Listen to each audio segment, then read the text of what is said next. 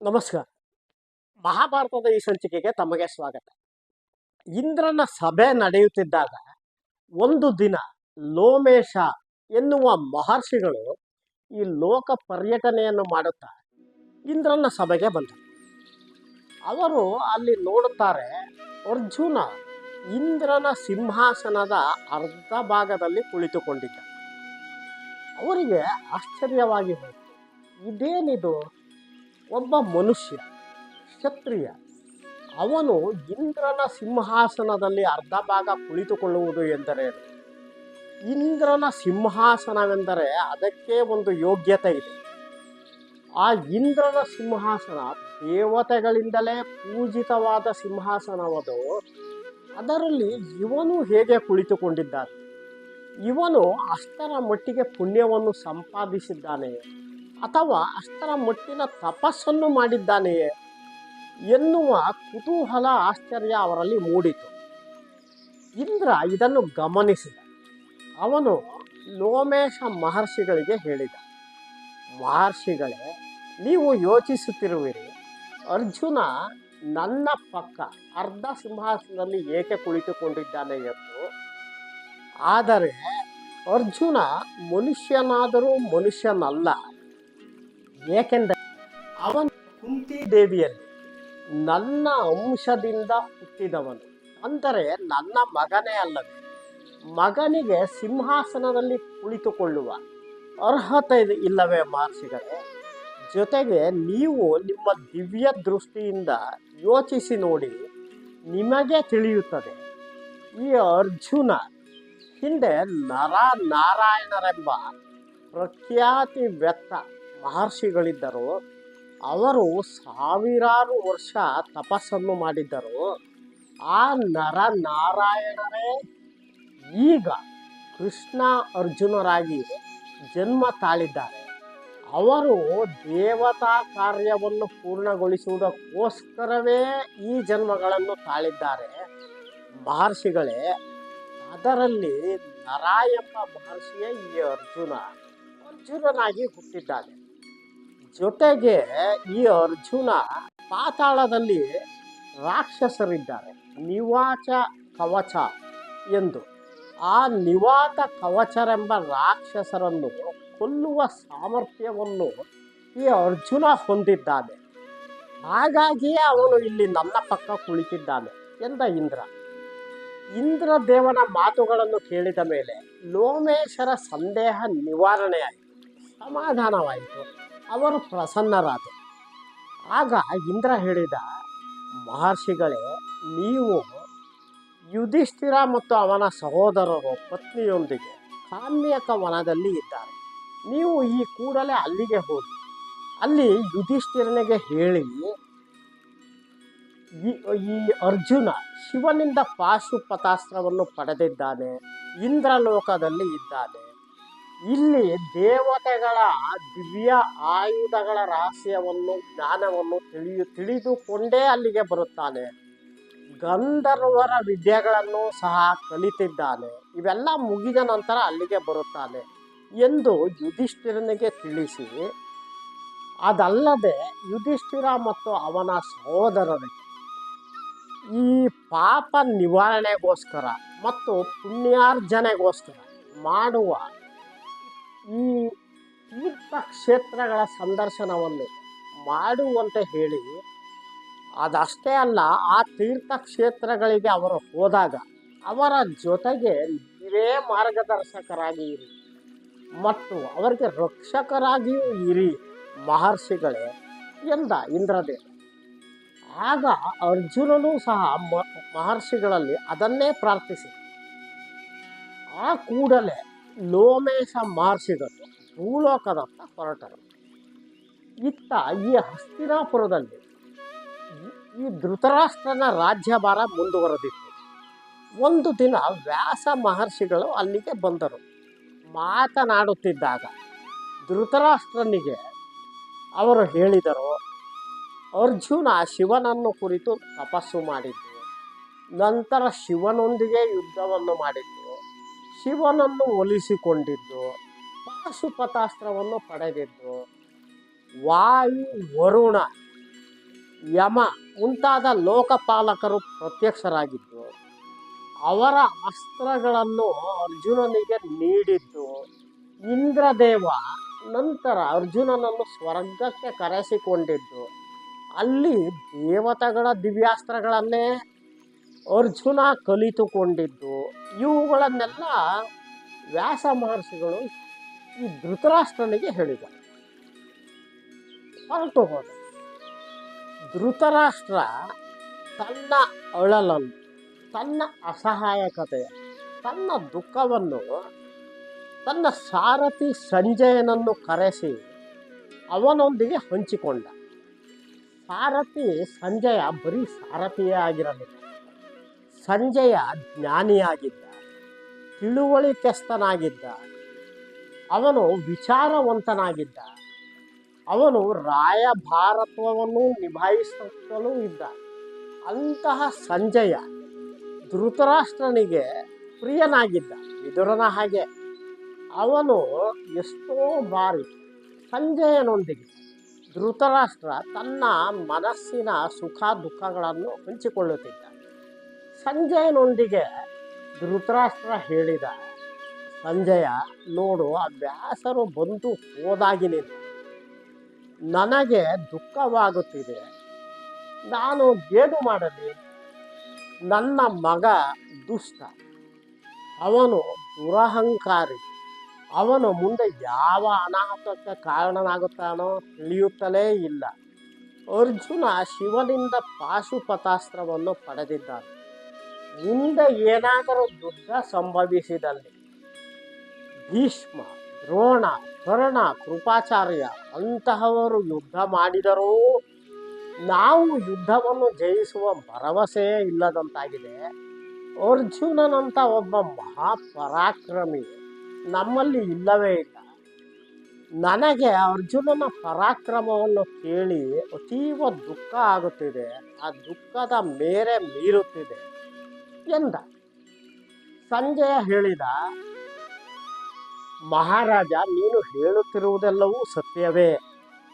ಆದರೆ ನಿನ್ನ ಮಕ್ಕಳು ಒಂದು ಸಭಾಭವನದಲ್ಲಿ ಪಾಂಡವರ ಮಡದಿ ಸಾಧ್ವಿ ದ್ರೌಪದಿಯನ್ನು ಸಭಾ ಮಧ್ಯಕ್ಕೆ ಎಳೆದು ತಂದು ಅವರು ಅಪಮಾನಗೊಳಿಸಿದರು, ಅವಮಾನ ಮಾಡಿದರು.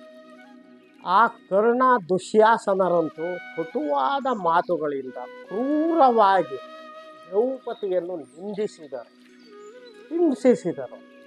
ಇವೆಲ್ಲವನ್ನು ಪಾಂಡವರು ಮರೆಯುವುದಕ್ಕೆ ಸಾಧ್ಯವೇ ಮಹಾರಾಜ?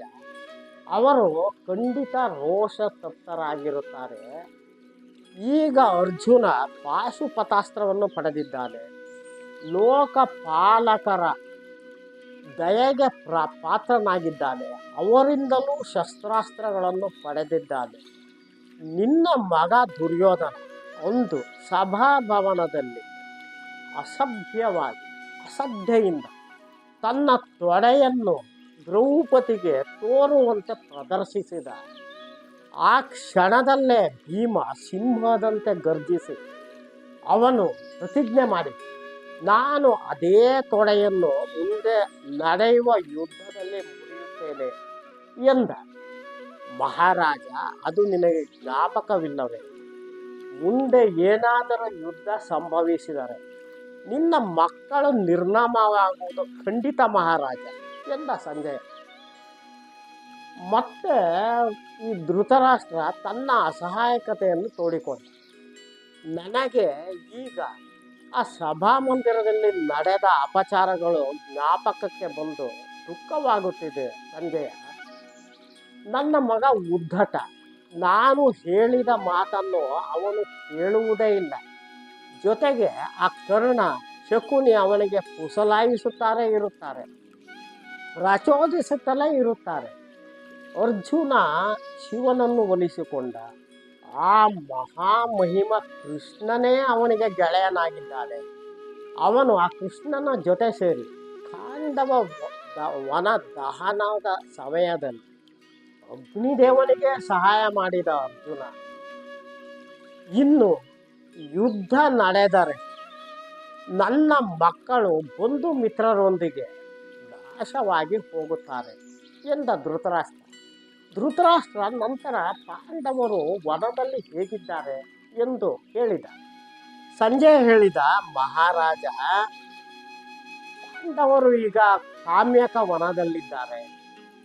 ಅವರೊಂದಿಗೆ 1,000ದಷ್ಟು ವಿಪ್ರ ಸಮೂಹವೇ ಇದೆ.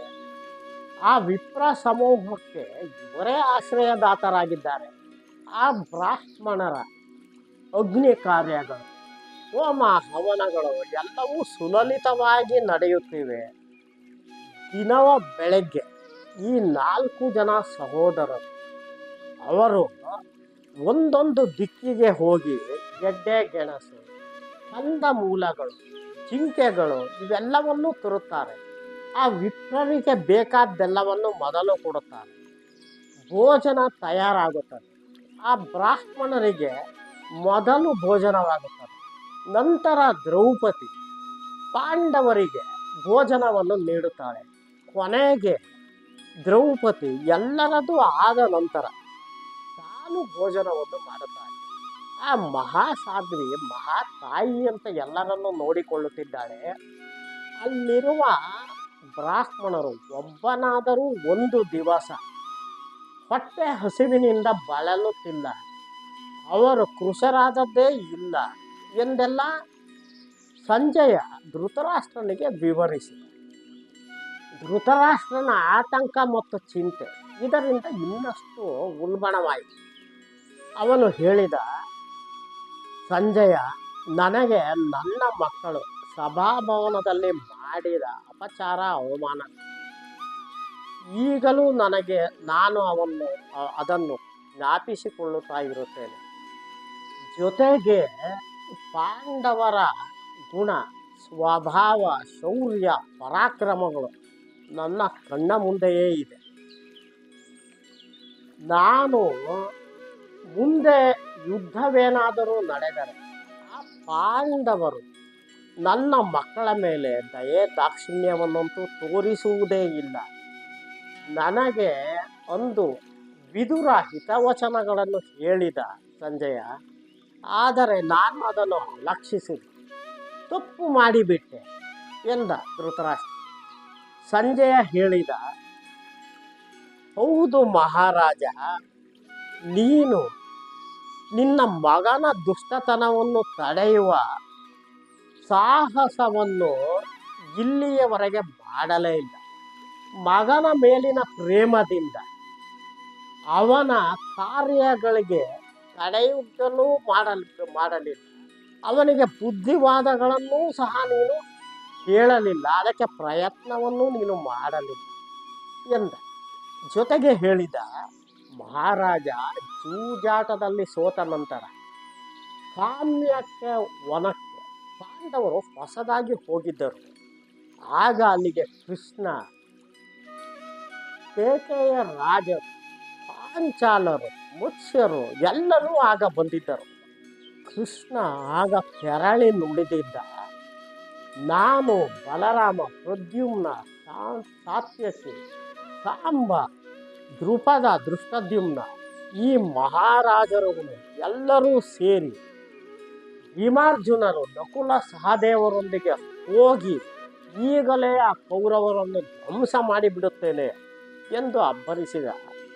ಆದರೆ ಯುಧಿಷ್ಠಿರ ಮಹಾತ್ಮನಾದವನು. ಅವನು ಕೃಷ್ಣನಿಗೆ ಹೇಳಿದ, ಬೇಡ ಕೃಷ್ಣ, 13 ವರ್ಷವಾಗಲಿ, ಜೂಜಾಟದ ನಿಬಂಧನೆಯ ಪ್ರಕಾರವೇ ಆಗಲಿ ಎಂದು ನುಡಿದ. ಕೃಷ್ಣ ತಾಳ್ಮೆ ತೆಗೆದುಕೊಂಡ. ಕೃಷ್ಣ ದ್ರೌಪದಿಗೂ ಹೇಳಿದ, ಕೃಷ್ಣೆ, ನಿನಗೆ ಅಪಚಾರ ಅವಮಾನ ಮಾಡಿದವನು ಅದಕ್ಕೆ ತಕ್ಕ ಪ್ರತಿಫಲವನ್ನು ಖಂಡಿತ ಅನುಭವಿಸುತ್ತಾರೆ. ಅವರ ದೇಹಗಳನ್ನು ಹದ್ದು, ನಾಯಿ, ನರಿಗಳು ಎಳೆದಾಡುವುದನ್ನು ನೀನೇ ಪ್ರತ್ಯಕ್ಷವಾಗಿ ನೋಡುವೆ ಎಂದು ಹೇಳಿದ ಮಹಾರಾಜ ಎಂದು ಸಂಜಯ ನುಡಿದ. ಜೊತೆಗೆ ಕೃಷ್ಣ, ಬಲರಾಮ, ಸಾತ್ಯಕಿ, ಸಾಂಬ, ಪ್ರದ್ಯುಮ್ನ, ದ್ರುಪದ, ದೃಷ್ಟದ್ಯುಮ್ನ, ಕೇಕೆಯ ರಾಜರು, ಮತ್ಸ್ಯರಾಜರು ಇವರೆಲ್ಲರ ಶೌರ್ಯ ಸಾಹಸಗಳನ್ನು ಧೃತರಾಷ್ಟ್ರನಿಗೆ ತಿಳಿಸಿ ಹೇಳಿ. ಇದು ಆದ ನಂತರ ಇವೆಲ್ಲವನ್ನು ಕೇಳಿ ಧೃತರಾಷ್ಟ್ರನಿಗೆ ಕಳವಳವಾಯಿತು. ಇನ್ನು 12 ವರ್ಷ ವನವಾಸ, 1 ವರ್ಷ ಅಜ್ಞಾತವಾಸವಾದ ನಂತರ ಮಹಾಯುದ್ಧ ಸಂಭವಿಸುವುದು ನಿಶ್ಚಿತವೇನೋ ಎಂದು ಧೃತರಾಷ್ಟ್ರನಿಗೆ ಅನ್ನಿಸಿತು. ಮುಂದಿನ ಸಂಚಿಕೆಯಲ್ಲಿ ಭೀಮ ಮತ್ತು ಯುಧಿಷ್ಠಿರನ ನಡುವೆ ನಡೆದ ಸಂವಾದ ಮತ್ತು ಮಹರ್ಷಿ ಬೃಹದ್ಬಲರು ಬಂದು ಏನನ್ನು ಹೇಳಿದರು ಎನ್ನುವುದನ್ನು ನೋಡೋಣ. ನಮಸ್ಕಾರ.